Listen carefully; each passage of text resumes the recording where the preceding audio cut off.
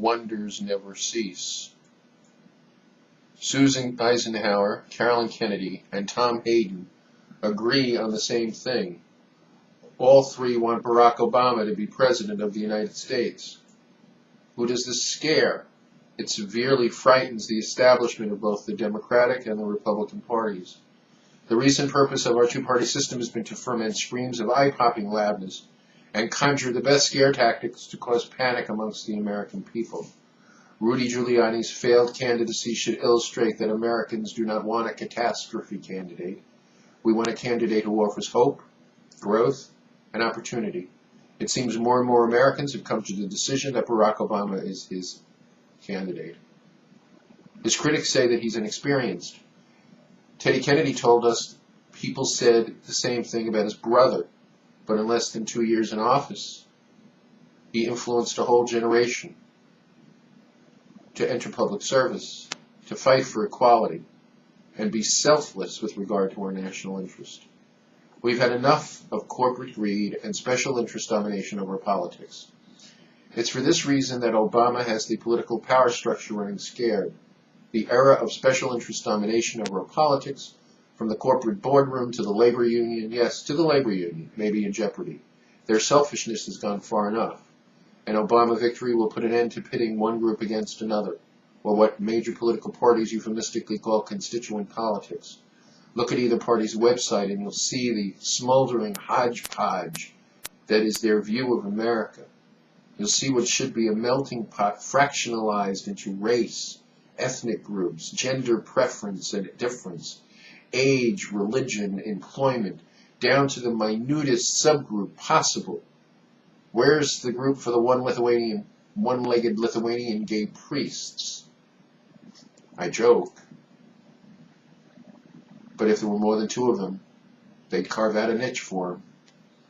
Once they've separated us, that's when the fun starts. They pit group against group, and to hell with national unity. Once this occurs, and victory is secured by one side or another, the new president believes that he or she has the power of Christ to heal a divided nation. We have witnessed a 16-year period of division. The responsibility for this chasm can be laid at the doorstep of both political parties. The Republicans have their Scaife, and the Democrats their Soros. Both sides are involved in subverting our Constitution, the media, and any entity that should be independent. There was a time when a think tank was a laboratory for ideas and not ideology. We should not have to qualify the press by ideological affiliations. The press should report news. News is reality. Reality is garnered by empirical fact, not spin. The development of public policy should satisfy a two-pronged test. Will the policy strengthen the state and serve the public interest? Is, for example, President Bush's decision to cut funds from teaching hospitals and medical research to fund the war in Iraq a vital national interest? Is accruing a budget deficit of over $413 billion that excludes Iraq appropriations for the public good? This year's deficit, by the way, will be the largest in our nation's history. Cuts in aid to medical research and teaching hospitals are the front door budget cuts. What about the projected cuts that will have to be addressed by our next president? George Bush's objective is a smaller federal government, but he's left it to his successor to make the hard choices as discretionary funds wither away to pay interest on our debt. Ms. Eisenhower is correct.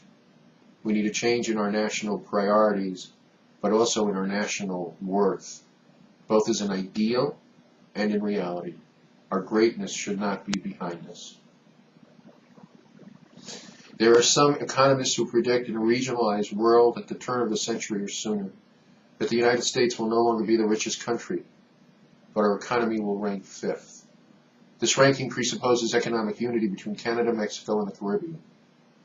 We seem to turn a blind eye to the fact that as we decline as an economic power, we will also decline as a military one. To promote democracy may have its pitfalls, particularly when fostered with the brunt of a gun or state-of-the-art torture technique. History has come back and dogged one, particularly in a time of weakness.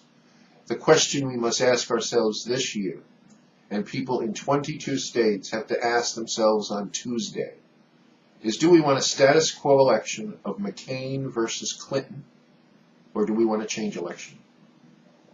Do we want to continue to allow our international reputation to be sullied, our nation divided, and our children threatened?